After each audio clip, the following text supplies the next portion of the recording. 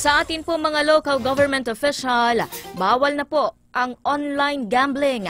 Kasunod yan ang bagong kautusan ng DILG na inilabas itong Martes, August 12. Ano naman kayang reaksyon ng ilang mambabatas dito? Alamin yan kay Jomar Villanueva. Jomar! Ani ipinagbabawal na nga ng Department of Interior and Local Government ang online sugal sa mga tauhan nito at sa DILG attached agencies. Bawal na rin ang online sugal sa mga opisyal at empleyado ng mga lokal na pamahalaan. Isa ito sa mga hakbang ng pamahalaan para i-regulate ang online sugal sa bansa.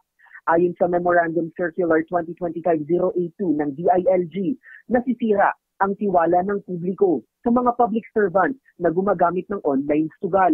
Hadlang din umano ito para magawa ng mga public servant ang kanilang sinumpaang tungkulin.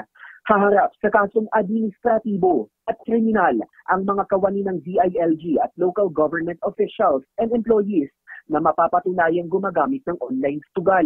Samantala, ikinatuwa ng ilang mambabatas ang hakbang ng DILG.